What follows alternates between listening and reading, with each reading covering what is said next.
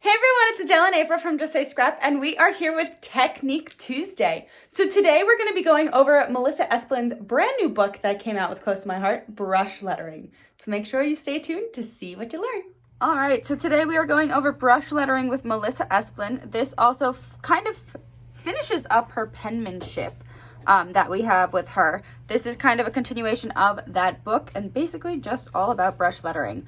So I'm just going to go through this book like we went through the last one. However, we're going to go through this entire book in this series instead of doing them broken down. So just like when you start with this, it has the table of contents and everything that you need to know in the beginning. And then we get to our tips for success. So these are a little bit different than what was in the penmanship book. So I'm just going to go through them quickly, but some of them you already know and some of them are different. So the proper grip we keep talking about every time we talk about the penmanship. Remember, it's between the first two fingers with your middle finger kind of resting at the base. Your pinky finger and your ring finger are kind of off to the side here. And it is going to, the top of the pen is going to rest right here on your hand. So that's if you're righty, lefty, just the same thing on the other side. The pen orientation. So this is important and a little bit different. So first you want to make sure that there's an angle of the lines that we're writing. So when we're actually going to be using the paper for this, if you're a righty, you're going to be rotating your paper to either the 10 or 11 o'clock position. So it's not going to be straight up and down. It's going to be rotated a little. If you're a lefty, it's going to be rotated towards the 1 or 2 o'clock position. So that will help with your pen orientation, which is supposed to be perpendicular on a right to the right angle of writing for this. Also, I think this was talked about in the other one as well, using a pencil. Using a pencil can be a lot easier to learn these things. So you can always have a pencil around, or you can have a pen, either one, but pencil is easier obviously to erase and everything like that. So if you're trying to practice and try to get those basic strokes in, or if you want to pencil line something in before you're actually putting it onto a project, that's your best way to start. And then you could go right over it with our pens. I skipped number 3. So number 3 is go slowly. This is my worst one. I usually rush everything, and as you can see here, because these samples inside this book are actually handwritten by Melissa Esplin, you can see that this is one that she rushed, and you can see how it's very squished and it's not perfect. And then this one is done where she took her time. So for my musical teacher husband over here, this would be something that would be good for him. So it says, to get extra technical with it, use a metronome set to 60 to 65 beats per minute. Every first beat is the beginning of an oval, which is very interesting. And he's about to set a metronome for me, so maybe that's what we'll be using when we go through this.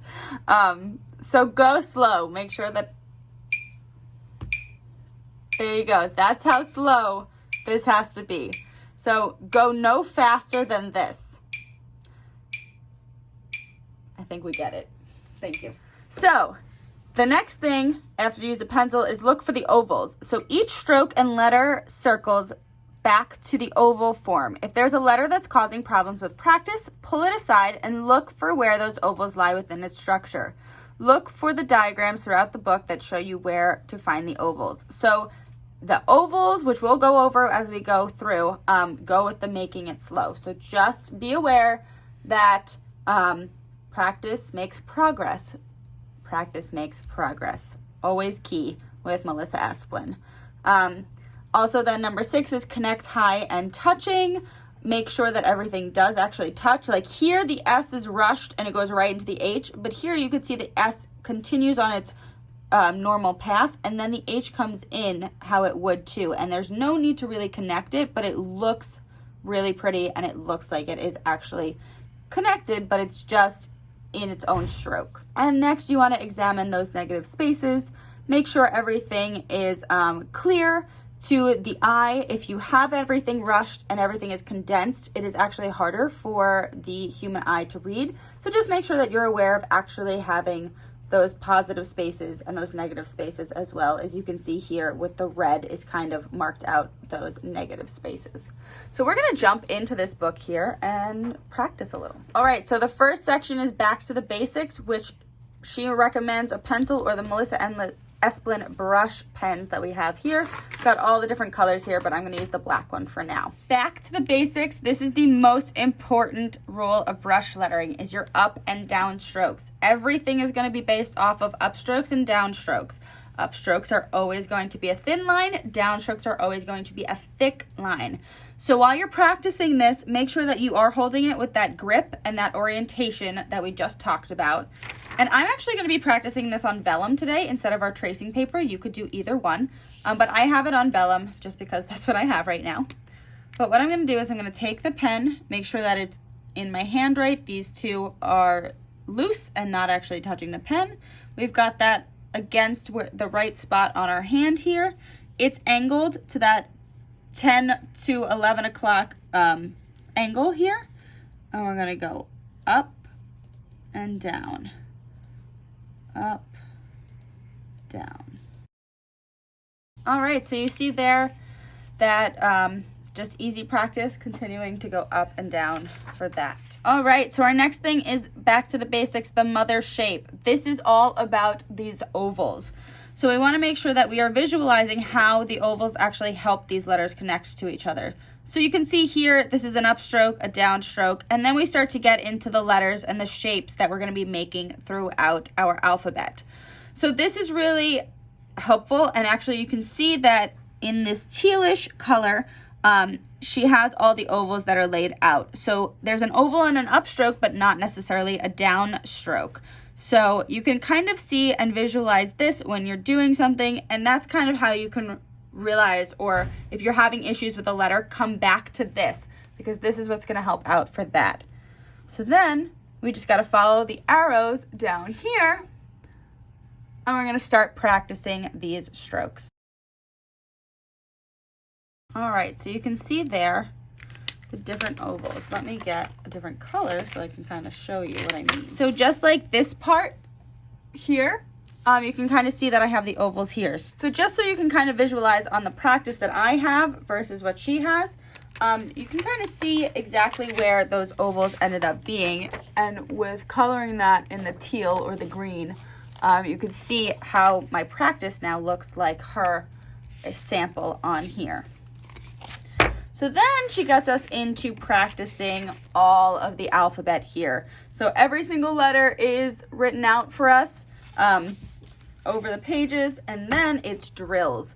So drills connecting the letters or connecting the different kinds of strokes. So this is an underturn, this is an overturn, and then just different strokes and things like that through this page. Now we're going to get into chapter 2, which is brush lettering the alphabet. Once again, a pencil or brush pens are suggested. And here's where things get fun. So we have the entire alphabet written out here, as you can see, with all of our arrows, just like in the penmanship book, and also our numbers at the bottom here. Just so you can see everything here, you can practice your alphabet as much as you want, and that would look really pretty and cool. Now here is taking pride in practice. This is taking these letters, making them a little bit different, and then putting them into this beautiful art piece here.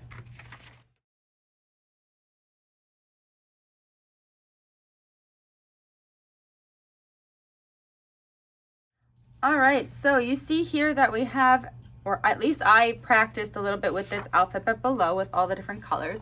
And you can see just how beautiful that is. And you can even use this on a page, a scrapbooking page, or a card or something like that.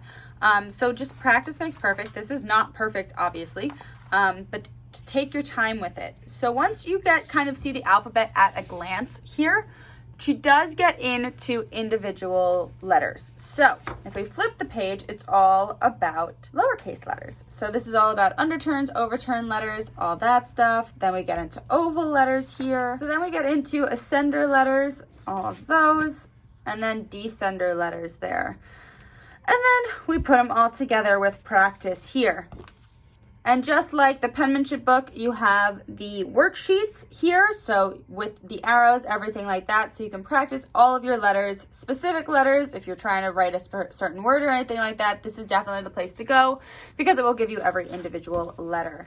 So then we have our oval guide sheet here, so you can practice individual letters with all the ovals drawn out. And you can kind of just put your words together and kind of see how it flows with the ovals. And then we get the exact same thing with our uppercase lettering. So we go through every single one of the uppercase letters, once again, through all of those different types of letters.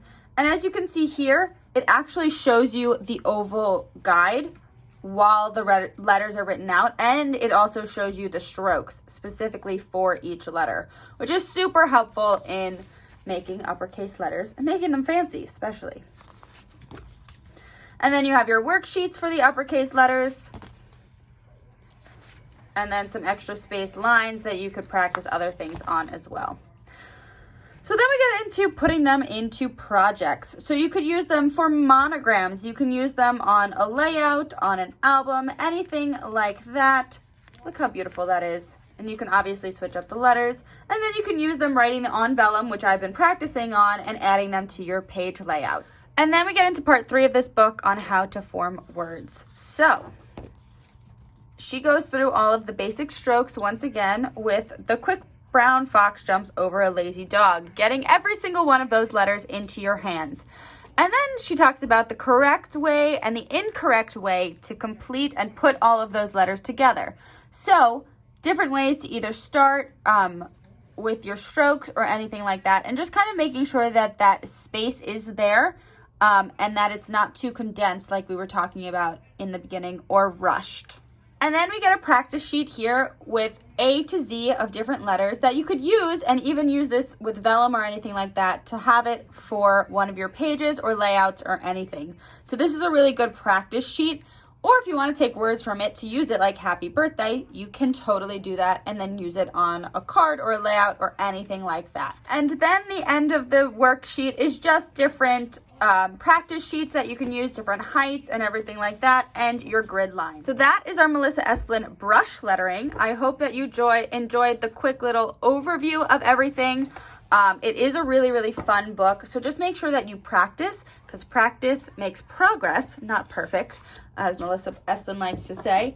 But just keep practicing it. And then the more you get used to it and the more you take the time to learn it, you will understand your brush lettering better and kind of get into your own style.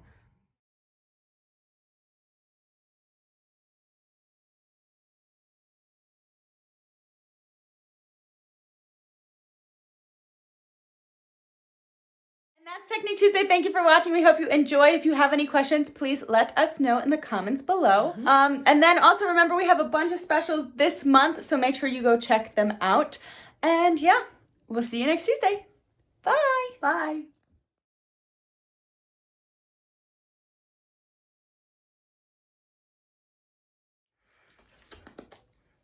Stop!